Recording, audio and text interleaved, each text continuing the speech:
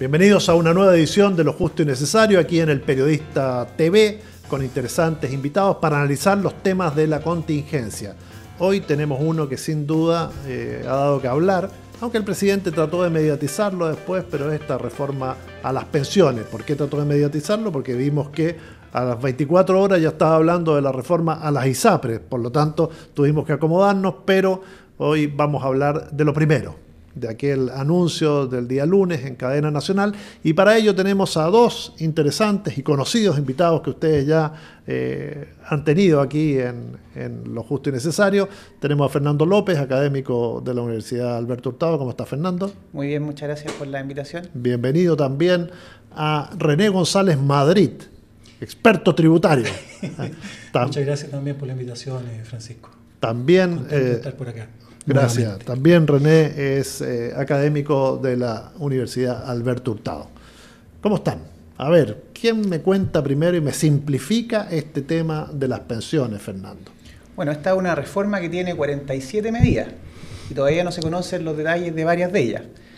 Si nos vamos a lo grueso, aquí la reforma tiene 3 elementos que son destacables. El primero es un aumento en la cotización obligatoria de 4,2 puntos porcentuales.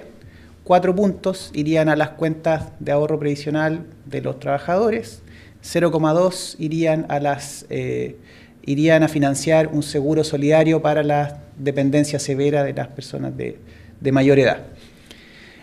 El segundo elemento sería un aumento en el pilar solidario, que cuando la reforma esté en régimen va a tener un costo del orden de 3.500 millones de dólares, y el propósito de ese pilar es mejorar las pensiones hoy día. Cuando la reforma comience, digamos, las pensiones van a aumentar del orden de 10%, y esto, digamos, va a ir aumentando de manera creciente en los próximos años. El tercer elemento, yo creo que ha sido uno de los más polémicos, tiene que ver con la manera en que se ha propuesto aumentar la competencia en la industria, en la cual, según lo que se ha dicho, este 4% de cotización adicional se va a tener que administrar por instituciones distintas a las administradoras actuales, y en ese contexto van a poder entrar no solo filiales de AFPs actuales, sino que otras instituciones como administradoras de fondos mutuos, caja de compensación, etcétera. Y el Banco Estado ha dicho que podría administrarlo también, ¿no? También. René, antes de entrar al detalle de esto, uno ve inmediatamente coletazos, ¿no?, de los anuncios. Uno de los coletazos aparecen diciendo 60.000 empleos menos. Otro, esto va a influir en el tema tributario. ¿De qué manera? Mira, bien someramente, este 4% va a significar una cotización obligatoria. Y por ley las cotizaciones obligatorias rebajan la base tributable del impuesto de segunda categoría, el impuesto que pagan los trabajadores dependientes. ¿Qué significa? Que de inmediato se va a producir, bueno, paulatinamente en la medida que lleguemos hasta el 4%, una menor recaudación tributaria por el lado del impuesto único de segunda categoría, ese impuesto que pagamos todos los trabajadores dependientes. Por otro lado, si bien esto es de cargo del empleador, ellos van a tener un mayor gasto, ¿ya?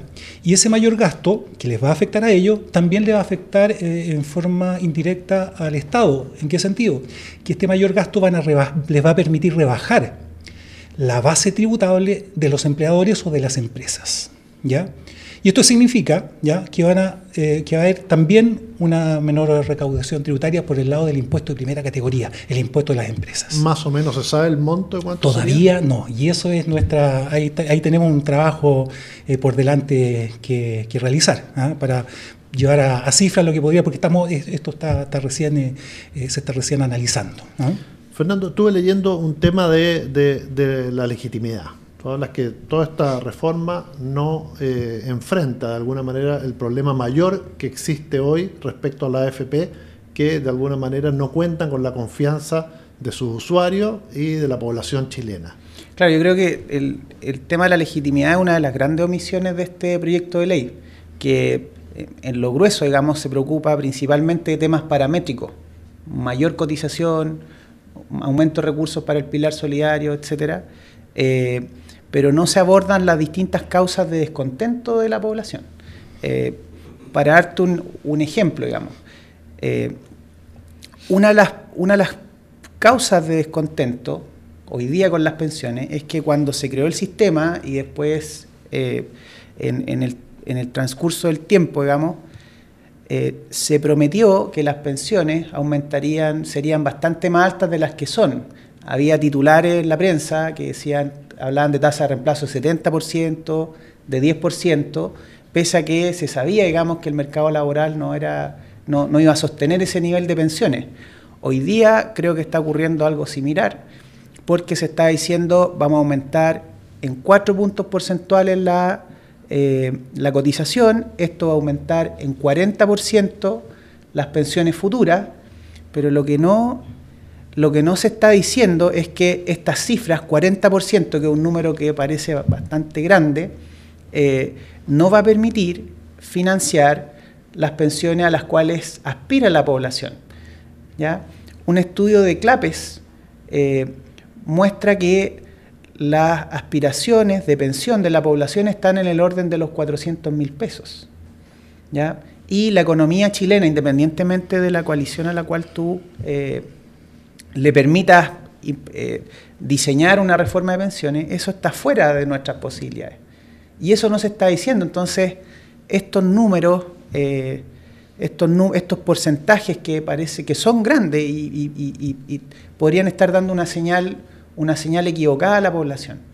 Cuando tú me planteas estos temas, y me lo dijiste una vez que no sabías si las administradoras de pensiones efectivamente eran tan eficientes en la administración de los recursos porque no hay estudio al respecto, me planteas que este es un sistema que la ciudadanía no tiene como muy legítimo. Dos, que existe esta lógica muy enraizada, así como el fin al lucro, el no más AFP. Yo digo, este sistema algún día va a colapsar. No sé, me da la impresión. Yo creo que hay un riesgo institucional, digamos, que tiene que ver con la estructura del sistema, y eso es algo que desafortunadamente no se ha abordado. De hecho, el ministro Larraín dijo que no podían gobernar para la calle, pero si uno ve los hechos, la propuesta de reforma de pensiones de la Comisión Bravo, la presidenta Bachelet, digamos, no la consideró hasta que tuvimos a la gente en la calle. Y una vez que tuvimos a la gente en la calle en el año 2016, la presidenta hizo 2 anuncios presidenciales, envió 3 proyectos de ley al Congreso. Esta gente en la calle produjo que el tema pensiones fuera tema central de la campaña presidencial y que hoy día sea uno de los temas principales de la agenda de gobierno del presidente Piñera. O sea, el manejo de la percepción ciudadana respecto al sistema es un tema crucial, es clave para la sostenibilidad y algo que desafortunadamente quienes han estado encargados de diseñar estas propuestas de reforma no han tomado lo suficientemente en serio. De hecho, si uno mira el programa de gobierno en materia de pensiones del presidente Piñera, uno no ve que la falta de legitimidad sea uno de los problemas que esté en el diagnóstico. Y a la hora de las propuestas o soluciones, también se aborda de manera muy indirecta.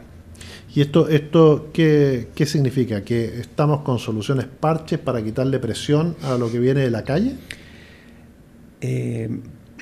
Aquí hay 2 cosas. Uno, que nuestra economía, nuestro mercado laboral, tiene una capacidad limitada para entregar pensiones. Hoy día, ¿cuál es la discusión de las 2 coaliciones? El gran tema que va a ser, digamos, debatido en el Congreso. Chile Vamos dice los 4 puntos de cotización adicional tienen que ir a las cuentas individuales. ¿Qué es lo que dice la nueva mayoría? Dice una parte de esta cotización debería financiar un pilar solidario. Independientemente de cómo se reparta esto, porque es una cuestión ideológica, independientemente de cómo se reparta esto, la mejora en las pensiones asociadas a estas medidas es acotada y no satisface las expectativas de la población. Entonces, ¿cómo se aborda esta legitimidad? A mi juicio, haciendo 2 cosas. Primero, sincerando el hecho de que, dadas las características de nuestra economía, las capacidades de mejorar las pensiones son limitadas, y sincerar cuáles son esas cifras. Y lo segundo, es decir, dado que estamos administrando la escasez, vamos a cerrar la puerta a todos estos actores que obtienen una parte grande de una torta que no alcanza para todos. Porque la gente puede entender que los recursos no alcanzan para mejorar las pensiones más allá de cierto nivel. Pero la gente deja de entender cuando ve que hay actores que obtienen beneficios que van más allá de lo razonable. De hecho, si recordamos el año 2016, el problema social estalló porque una persona sin los méritos suficientes, digamos, obtenía una pensión superior a los 5 millones de pesos, porque había un recoveco legal. Tú ves, por ejemplo, que con esta finta tributaria que hizo Cuprum y Provida, digamos, pudieron ahorrarse 400 millones de dólares en impuestos. Eso es más o menos una cuarta parte de lo que se destinaba anualmente al pilar solidario. El perreo de los ejecutivos de AFP Plan Vital. Fue la guinda de la torta eso. Claro, hoy día hay una denuncia que hay que investigarla, de que se ponen más trabas de las necesarias a la hora de entregar las pensiones de invalidez y sobrevivencia. Entonces hay una serie de situaciones que yo creo, las Fuerzas Armadas se paga más, se destinan más recursos al financiamiento de pensiones de Fuerzas Armadas que al resto de la población. Entonces hay una serie de situaciones que irritan a la población y que deterioran la confianza en el sistema. Si tú lo miras en los pros y los contras, es mucho más barato cerrar la puerta a todas estas situaciones que el costo que tendría el hecho de que una coalición que le prometiera, digamos, soluciones parche o cambios radicales al sistema que podrían ir en perjuicio de los mismos pensionados en el largo plazo, logren la popularidad necesaria y terminen implementándose, digamos, haciéndole daño a las cosas positivas que tenemos. Y eso, desafortunadamente, he visto que no se ha abordado con la suficiente decisión, y ese es el gran problema que tenemos. O sea, hoy día es un tema, es casi una cuenta, es un presupuesto de una casa, digamos. ¿Qué es lo que podemos hacer? Tenemos esta restricción presupuestaria, podemos invertir tanto en salud, tanto en educación, etcétera. En todas estas dimensiones no estamos al nivel que nos gustaría, y yo con eso me quedo tranquilo, pero esa tranquilidad se rompe cuando yo veo que hay algunos actores que por el ladito, digamos, sacan un provecho, digamos, que es difícil de justificar. René, Fernando habló de finta tributaria. ¿Tenemos muchas fintas tributarias en el país? Sí, fíjate, y bueno, se han puesto cotos en algunos aspectos, sobre todo en el tema de las fusiones, ¿ya? Donde se tuvo que legislar en forma particular por el famoso goodwill tributario que permite y va a permitir ahorros tributarios por estas particularidades, perjudicando a otros actores de la economía, producto de dos fusiones donde a través de elusión tributaria permitió maquinar, disculpa la palabra, pero en realidad fue eso, ¿ya? Una pérdida que se va a mantener en el tiempo durante 10 años más. O sea, ese es el gran efecto del famoso goodwill tributario. Y perjudicó a todos los demás, los que vinieron después, porque esta reforma se produjo en el año 2015-2016. Muchos otros participantes de las economías, en no poder utilizar en una legítima razón de negocio estas pérdidas que realmente se generaron. Pero no es que los chilenos seamos más elusores o evadores de impuestos. En general esto se localiza en ciertos sectores nomás, pero no existe la cultura. Pero lo que voy es que en todo el mundo siempre se trata de evadir impuestos. Sí, no, de todas maneras. Al Capone cayó por... Claro, Al Capone cayó por el pago de impuestos porque no lo pudieron por ningún otro motivo lo pudieron llevar a la cárcel. Entonces, ¿qué tenemos que hacer cada día más para evitar las educación, fintas? Fíjate, educación. Educación, y desde los más bajos niveles, o sea, desde la enseñanza básica, enseñanza media, existen algunas, en la página del Servicio de Impuestos Internos existe, pero yo creo que hay que promover más. ¿Para qué son los impuestos? ¿De qué nos sirven los impuestos? ¿Ah? ¿Qué hacemos con los impuestos? Transparencia. ¿Ya? Yo creo que eso va a motivar, ¿ya? En la población un cumplimiento más ético de nuestra responsabilidad tributaria. La boleta, exigir boleta. Sí, es que eso ya, claro, exigir la boleta. La boleta electrónica podría, pero no tanto como se ha mencionado. Y en la parte de pensiones, fíjate, yo creo que también hay que abordar, y me encantaría que en algún momento se abordara, de que las pensiones son objeto de impuestos, o sea, pagan impuesto a la renta de la misma manera en que paga un trabajador. Entonces, yo hago este símil, una persona de 25 años con una persona de 75 años, tienen una misma fuente de ingreso y pagan el mismo impuesto. O sea, ¿qué significa esto? Una persona de 25 años con una capacidad laboral, con fuerza, con energía, y otra persona, ¿no es cierto?, ya en las últimas etapas de su vida, que incluso, además, si tiene pensiones bajas, tiene que llegar a trabajar, y por ese trabajo va a tener que pagar impuestos, ¿ya? Entonces, por ahí hay un cierto desequilibrio. O sea, yo, no sé, me encantaría que en algún momento se hiciera una discriminación. Estos ingresos por pensiones ya tienen una escala más baja que los ingresos generales por renta del trabajo. Fernando, hay un tema que a mí me...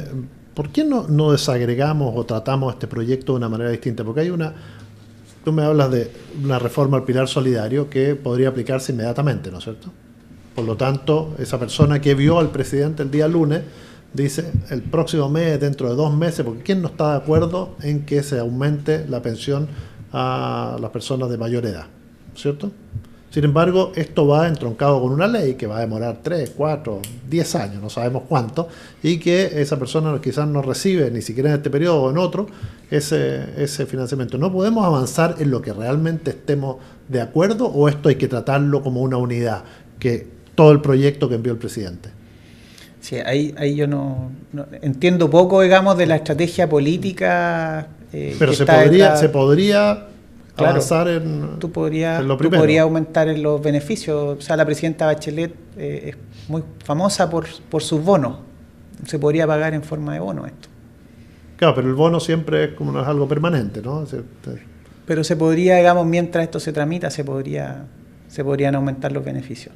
Ahora no sé cuál será la lógica que está detrás, la desconozco, digamos. Cuando estabas escuchando al presidente el lunes, además de estos temas de la legitimidad o todo, ¿pensaste que podía tener algo debajo de la manga, alguna sorpresa, algo que el mercado? Porque yo en un momento, incluso los dueños de AFP o los controladores de la AFP habían planteado la posibilidad de despostar un poco, dejar solo el lomo o el filete dentro de la AFP y darle la posibilidad a aquellos que no quisieran estar en el sistema, salirse de él, retirar parte de sus recursos e invertirlo en la compra de bienes, compra de un auto, darle algún movimiento a la economía. ¿Pensaste que en algún momento se podía llegar a tratar algo así, o es muy difícil?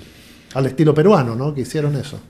Bueno, en realidad el proyecto de ley se ha mantenido se ha trabajado con bastante hermetismo. De hecho, todavía no conocemos muchos detalles y la información se ha ido revelando de a poco, digamos. Ha habido mucha especulación por parte de los medios y constantemente se ha ido esta información rectificando. Hay un tema, el que tú mencionas, que es que hoy día, cuando tú miras los promedios de las pensiones promedio, en esos promedios tú tienes gente que ha cotizado por muy poco tiempo. Entonces, en parte los promedios de pensión son bajos porque tienes gente que ha cotizado muy poco. Entonces, una de las propuestas que está ahí dando vuelta es que se le llame pensión o que reciban pensión solo aquellas personas que tengan más de cierto número de periodos cotizados. ¿Eso qué es lo que produciría? Produciría un efecto comunicacional muy fuerte, porque te aumentaría la pensión promedio. O sea, si tú analizas el caso del Mercedes-Benz con benzina, el Mercedes-Benz funciona relativamente bien. Estamos hablando de lo que dijo José Piñera. Lo que dijo en su momento en la televisión. Claro. Sin embargo, el problema que tiene eso es que podría invisibilizar a estas personas que cotizan poco, ¿ya? a la AFP le convendría esto porque no se le culparía por las bajas pensiones de personas que simplemente no cotizaron, que en la práctica, con toda razón, digamos, la AFP no puede hacer mucho en esa dimensión. Pero claro, está el riesgo de que se invisibilice esta población, ¿ya? Entonces ahí hay una tensión. Claro, porque en el fondo lo que aspiraría el sistema de AFP es que esto fuera como las ISAPRES, ¿cierto? Donde las ISAPRES se quedan con el filete y a FONASA va al resto, digamos, ¿no? Sería más o menos lo mismo. Entonces los de ISAPRES, porque las ISAPRES tienen un grado de apoyo de sus clientes, claro, ahora se mantienen y es voluntario. Ahora, a la AFP le conviene tener a esta población durante el periodo de cotización, porque pagan comisiones. Pero una vez que se pensionan, lo ideal sería que devolverles sus recursos, sacarlos de la contabilidad de los pensionados. Ese sería el óptimo. Si yo fuera AFP, a mí me gustaría administrar tus cotizaciones. Aunque fueran menos millones. Me da lo mismo porque es ingreso por comisión. Exacto. Y una vez que tú te pensionas, ya si tú juntaste un nivel de ahorro inferior a cierto nivel, yo te saco de mi registro, devolviéndote los recursos. Me da lo mismo lo que hagas tú con tu ahorro. Lo importante es que no entre en el promedio que yo considero como pensión. Ahora, a nivel internacional se define como pensión el pago que se hace a personas que han cotizado por un periodo suficiente de tiempo, al menos 20 años. Entonces hay un tema interesante. ¿Y esto lo podría tratar en esto, o tú crees que se hubiera sido un anuncio de televisivo? Yo creo que hubiese sido un anuncio de los principales. Los 47 artículos no vamos a tener esa sorpresa. Yo no creo que encontremos eso, pero es muy delicado políticamente, porque si tú dices, bueno, devolvámosle el dinero de hecho, recuerdo haber escuchado a Fernando Larraín, el gerente general de la Asociación de AFP, diciendo que estando en desacuerdo con que se devuelva el dinero a los pensionados que han cotizado poco. Porque ahí tú abres una puerta de que, bueno, si le devuelve el dinero a los que han cotizado poco, ¿por qué no le devuelve a los demás? Y eso sería complicado. ¿Cómo ha funcionado el tema peruano?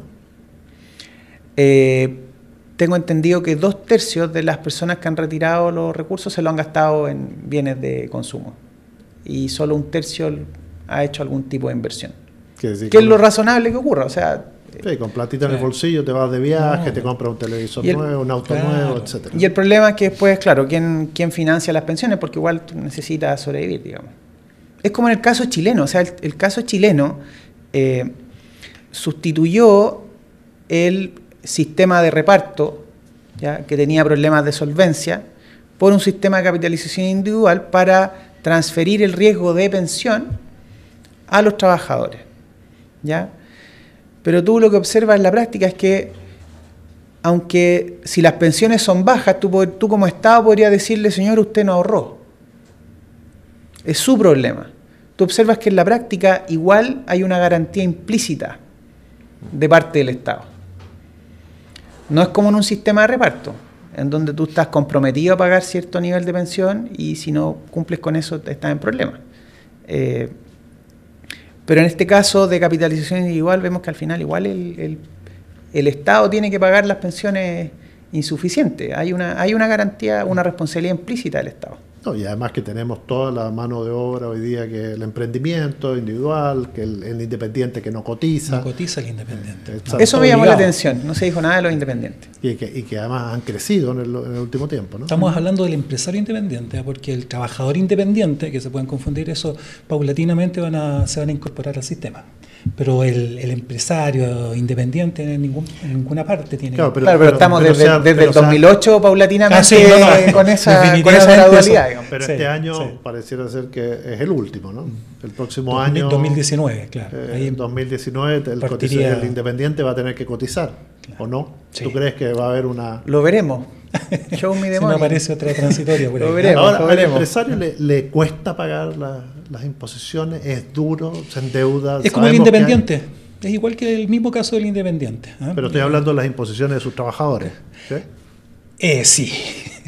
Está ya, perfecto, claro. sí. Sí, hay problemas y hay altos niveles de no pago. ¿Ah? Sí, 20%, 15%, yo he escuchado en algunos niveles, claro. Muchas veces, y fíjate, vamos a volver un poco al tema de las pymes y las MIPYMES. Algunos empresarios porque sí y otros porque no tienen las liquidez por el pago de sus facturas, de sus ventas, qué sé yo. ¿Ah? Pero en general el cumplimiento va en esos rangos. ¿Qué podemos esperar? Yo sé que no te gusta meterte mucho en la política, Fernando, pero ¿qué podemos esperar de este proyecto? ¿Tú crees que va a tener una tramitación acelerada? ¿Crees que es una solución a corto plazo que va a descomprimir un poco la presión que existe respecto a esta idea del no más AFP? Yo creo que va a haber una discusión bastante intensa en torno a al destino de estos 4 puntos porcentuales de cotización. O sea, si tú lo piensas, el gobierno de la presidenta Bachelet propuso 5 puntos, el presidente Piñera propone 4 puntos, eso está más o menos dentro del rango de lo que se puede hacer. Sabemos también que esto se tiene que hacer de manera gradual. ¿Dónde va a estar la pelea? En cómo se distribuyen estos 4 puntos. Y aquí tienes 2 discursos. El discurso del presidente Piñera es: los 4 puntos tienen que ir a la cuenta individual porque son tus recursos, digamos, y no debería otra persona disponer de ellos. El discurso de la nueva mayoría es que debería crearse un pilar de ahorro colectivo o algo por el estilo, algún pilar de solidaridad con el cual que se haga cargo, digamos, de ofrecer solidaridad intergeneracional e intrageneracional. ¿Ya? ¿Cuál es la idea de esto? ¿O cuál es el fundamento de esta solidaridad? La solidaridad intergeneracional, o sea, las generaciones jóvenes contribuyen a la pensión de los pensionados actuales, se justifica en que el Chile de los pensionados actuales fue un Chile con muchas menos oportunidades que el Chile de hoy. ¿Ya? ¿Dónde está la solidaridad intergeneracional? Pensionados de la misma generación, ¿ya? O sea, entre esos pensionados, los que tienen mayores ingresos ayudan a los que tienen menores ingresos. Y la razón de eso es que estas diferencias en las pensiones no se explican solamente por diferencias en el nivel de esfuerzo que pusieron en su trabajo, sino que diferencias que no tuvieron nada que ver, digamos, con este esfuerzo.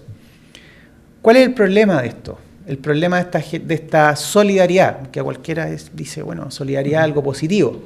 El problema de esta forma de hacer solidaridad es que primero la financia solo el trabajador dependiente que cotiza, ¿ya? No lo financia la persona que recibe rentas de capital, ¿ya? Como varios que han salido, digamos, en la prensa últimamente.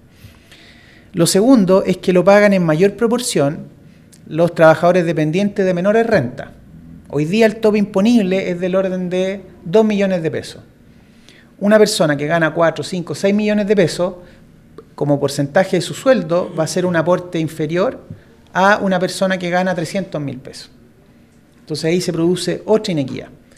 Y dependiendo cómo perciba esta solidaridad a la población, podría incentivar a la informalidad laboral. Porque si tú dices, vamos al extremo, si tú dices los 4 puntos de cotización adicional van a pagar la pensión de otra persona, entonces me conviene trabajar en la informalidad y, si tú eres mi empleador, págueme directo y no me cotice. Esos son los problemas y es la defensa, digamos, el argumento del presidente Piñera. Entonces, ese debate es ideológico. Ese es un debate ideológico y si no hay un esfuerzo por llegar a un punto intermedio, Que se va a resolver además por mayorías y minorías. Absolutamente. En el Congreso. Pero ese es el gran tema, creo yo, que va a ser de la disputa. Ahora, en términos de el impacto de esto en las pensiones, eso está limitado por las características de nuestra economía. Ahora, a mí lo que más me preocupa de esto es que se sincere cuáles son las pensiones a las cuales podamos aspirar y esto se transparente a la población como y que se les trate, digamos, como personas adultas y no se le vendan cuentos.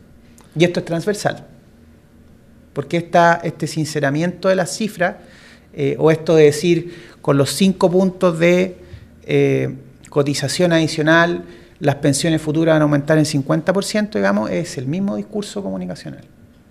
Fernando López, René González, académicos de la Universidad Alberto Hurtado, muchas gracias. Este es un debate que recién comienza, así que seguramente los vamos a tener muchas veces por acá conversando y cuando tengamos mayor claridad respecto a el proyecto de ley que el presidente tiene que enviar al Congreso. Muchas gracias por acompañarnos. Muchas gracias. Gracias, Francisco. Y a ustedes, como siempre, gracias por estar ahí y por suscribirse a nuestro canal. Ya saben, sumando gente, hacemos mejor programación y si usted se suscribe, además recibe una alerta y cada vez que nosotros subamos un programa le va a llegar a su teléfono, a su correo electrónico o a algún estreno, etcétera, avisándole que el Periodista TV está al aire. Muchas gracias.